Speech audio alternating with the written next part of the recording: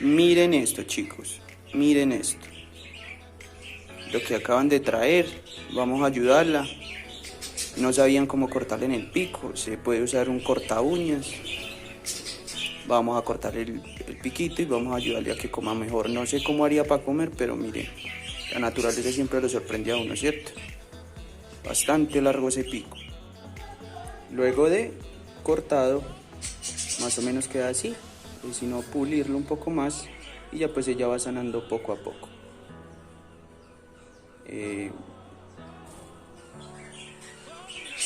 Lindo el video. Ajá.